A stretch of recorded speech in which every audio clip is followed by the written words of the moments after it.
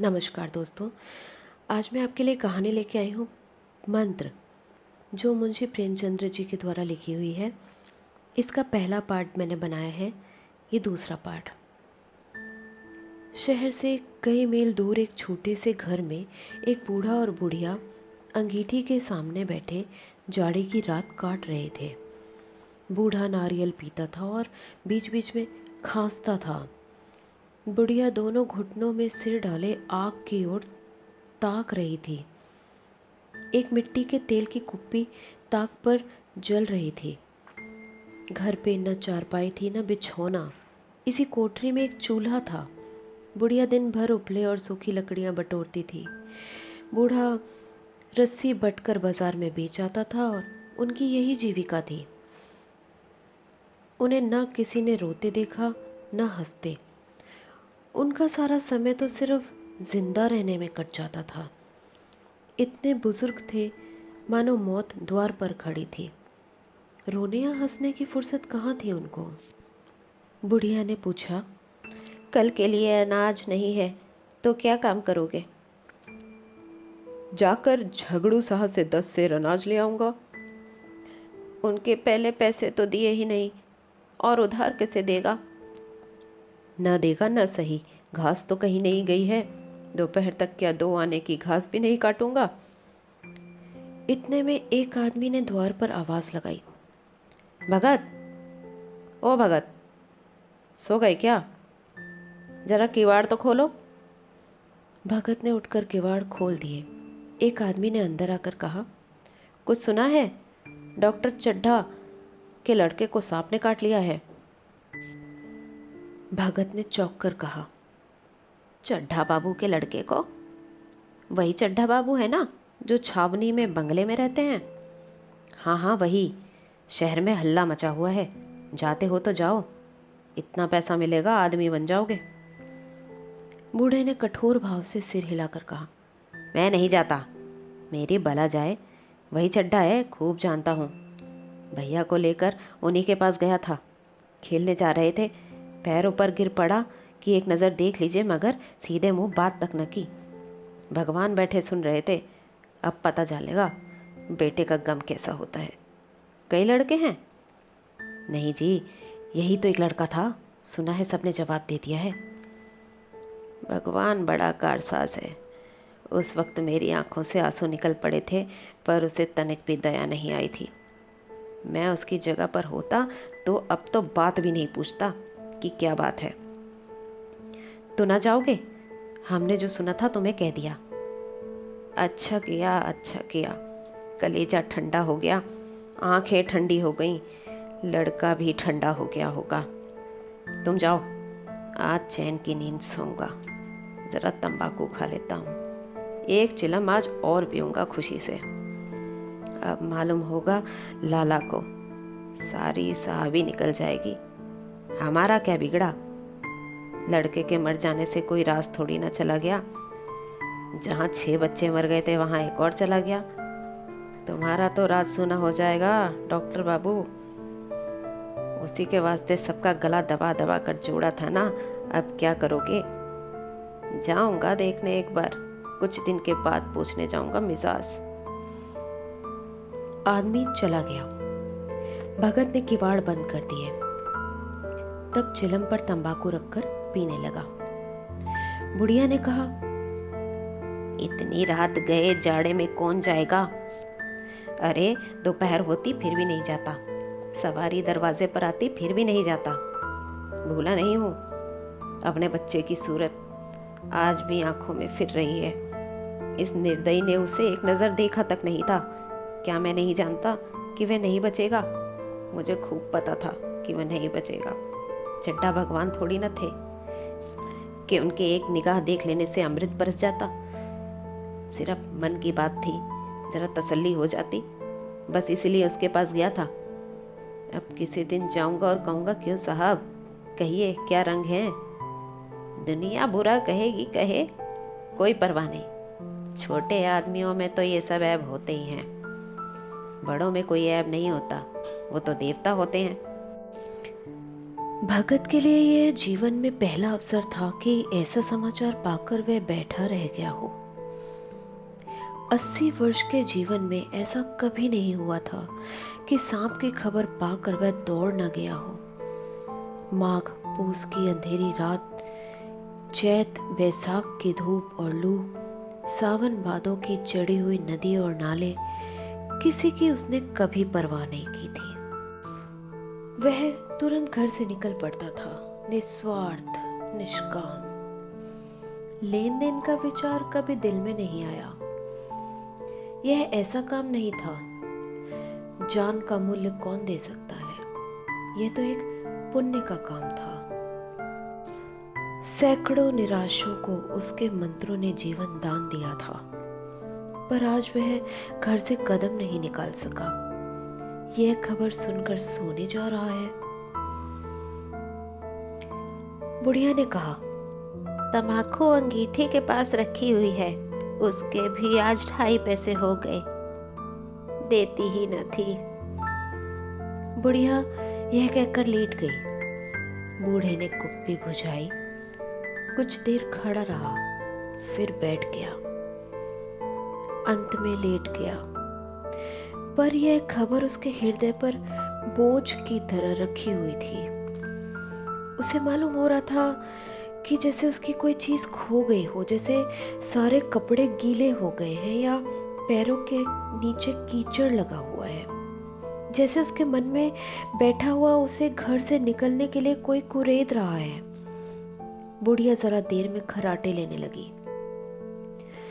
बूढ़े बातें करते करते सोते हैं और जरा सा खटका होते ही जाग जाते हैं। तभी भगत उठा।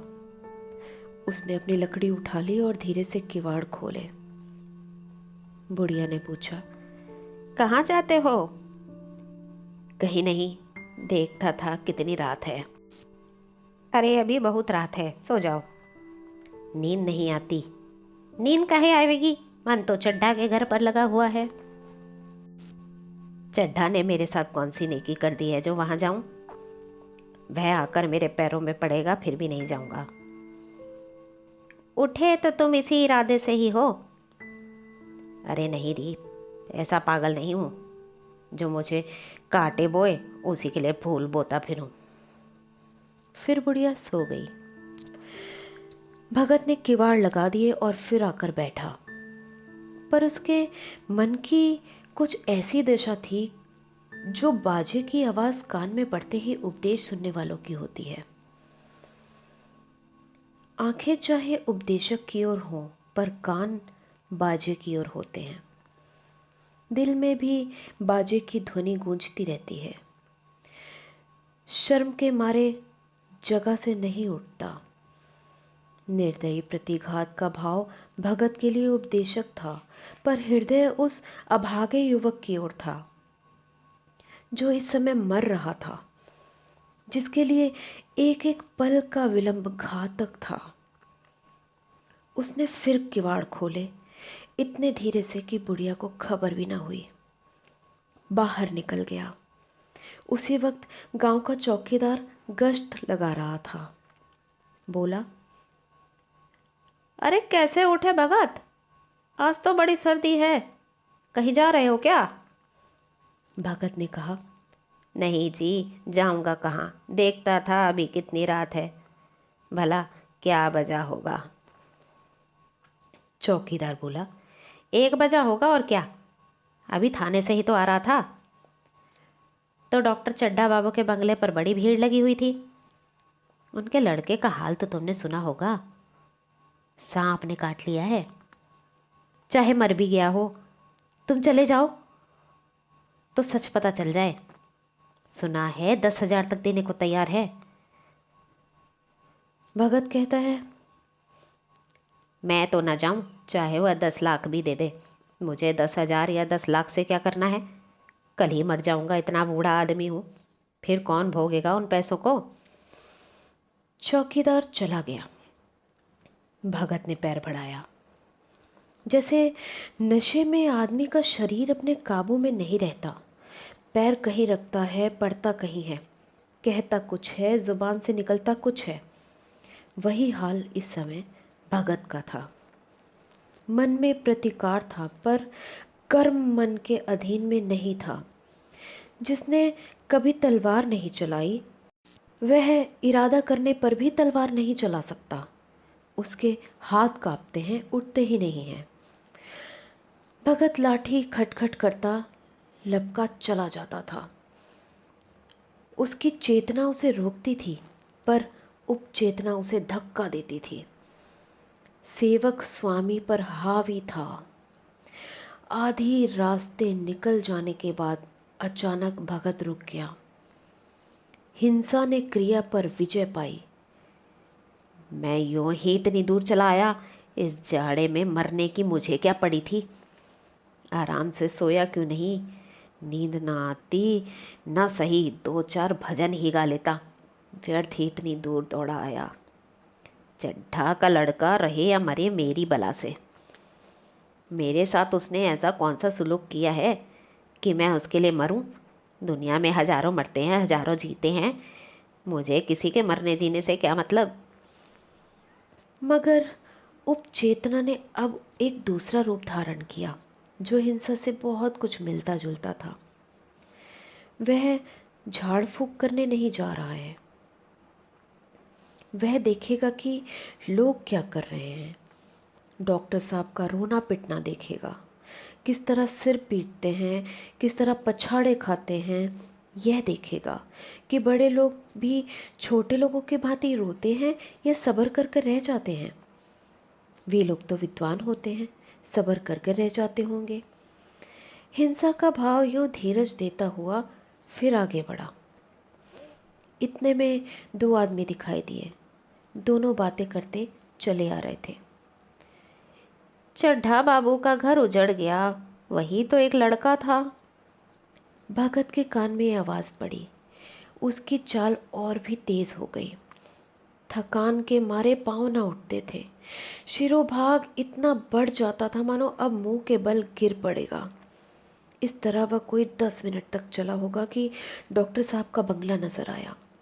बिजली की बत्तियां जल रही थी, मगर सन्नाटा छाया हुआ था। रोने पिटने की आवाज़ें भी नहीं आ रही थी। भगत का कलेजा धक धक करने लगा। कहीं मुझे देर तो नहीं हो गई। वह दौड़ने लगा। अपनी उम्र में वह इतना तेज कभी नहीं दौड़ा होगा। बस यही मालूम होता था कि मानो उसके पीछे मौत दौड़ी आ रही है। 2 बज गए थे। मेहमान विदा हो गए। रोने वालों में केवल आकाश के तारे रह गए थे, और सभी रो रो कर थक चुके थे। बड़ी उत्सुकता के साथ लोग रह रह कर आकाश की ओर देखते थे कि किस तरह सुबह हो और लाश गंगा की गोद में दी जाए। अचानक भगत ने द्वार पर पहुंचकर आवाज़ दी। डॉक्टर साहब समझे कोई मरीज आया होगा। किसी और दिन उन्होंने उस आदमी को धुतकार दिया होता, मगर आज बाहर निकल आए। देखा एक बूढ़ा आदमी खड़ा है, कमर झुकी हुई, पोपला मुंह, भौहें तक सफ़ेद हो चुकी थी, लकड़ी के सहारे कांप रहा था। डॉक्टर साहब बड़ी नम्रता से बोले, क्या है भाई? आज तो हमारे ऊपर ऐसी मुसीबत पड़ गई है कि कुछ कहते नहीं बनता। फिर कभी आना। इधर 1 महीना तक तो शायद मैं किसी मरीज को नहीं देख सकूंगा। भगत ने कहा, सुन चुका हूँ बाबूजी, इसीलिए आया हूँ। लड़का कहाँ है, जरा मुझे दिखा दीजिए। भगवान बड़ा कारसाज है, मुर्दे को भी जिला सकता है। कौन जाने अब भी उसे दया आ जाए। चड्ढा ने व्यस्थित स्वर से कहा, चलो देख लो, मगर 3-4 घंटे हो गए हैं। जो कुछ होना था हो चुका है। बहुत तेरे झाड़ने फूकने वाले देख देख कर चले गए।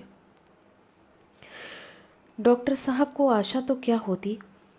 हाँ, बूढ़े पर दया आ गई। अंदर ले गए। भगत ने लाश को 1 मिनट तक देखा, तब मुस्कुराकर बोला, अभी कुछ नहीं बिगड़ा है बाबूजी। वह भगवान चाहेंगे तो आधे घंटे में लड़का खड़ा हो जाएगा। आप अपना दिल छोटा ना करें। जरा कहारों से कहिए पानी तो भरें। कहारों ने पानी भर भर कर कैलाश को नहलाना शुरू कर दिया।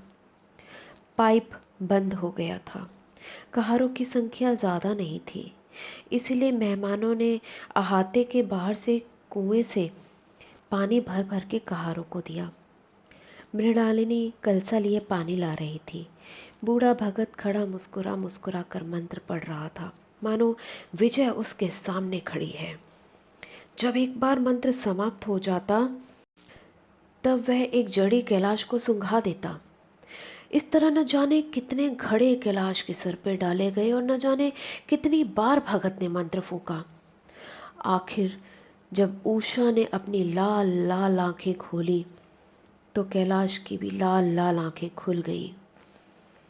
एक क्षण में उसने अंगड़ाई ली और पानी पीने को मांगा।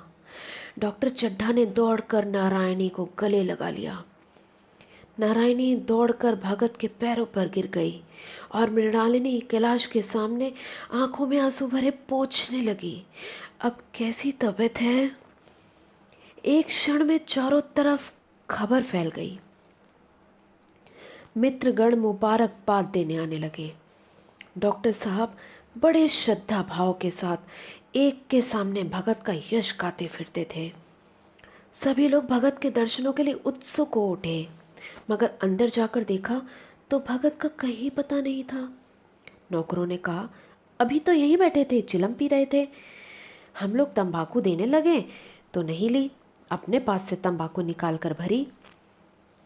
यहाँ तो भगत की चारों ओर तलाश होने लगी, पर भगत लपका हुआ घर चला जा रहा था। बुढ़िया के उठने से पहले ही पहुंच जाऊं। जब मेहमान लोग चले गए तो डॉक्टर साहब ने नारायणी से कहा, बुढ़ा न जाने कहाँ चला गया, एक चिलम तंबाकू का भी रवादार न हुआ। नारायणी कहती है, मैंने सोचा था इसे कोई बड़ी रकम दूंगी। चड्ढा बोलता है, रात को तो मैंने नहीं पहचाना, पर ज़रा साफ हो जाने पर पहचान गया। एक बार ये मरीज़ को लेकर आया था। मुझे अब याद आता था कि मैं खेलने जा रहा था और मरीज को देखने से इनकार कर दिया।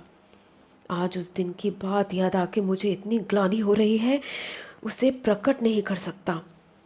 मैं उसे अब खोज निकालूंगा और उसके पैरों पर गिरकर अपना अपराध क्षमा मांगूंगा। वह कुछ लेगा नहीं, यह जानता हूँ। उसका जन्म यश की वर्षा करने के लिए ही हुआ है। उसकी सज्जनता ने मुझे ऐसा आदर्श दिखा दिया जो अब जीवन पर्यंत मेरे सामने रहेगा। दोस्तों, यह थी कहानी मंत्र, जो 2 पार्ट में थी और दोनों पार्ट मैंने बोल दिए। अब आप मुझे बताइए कि आपको किस तरह लगी, मेरे बोलने का तरीका किस तरह लगा। मुझे कमेंट बॉक्स में ज़रूर बताइएगा। Thank you.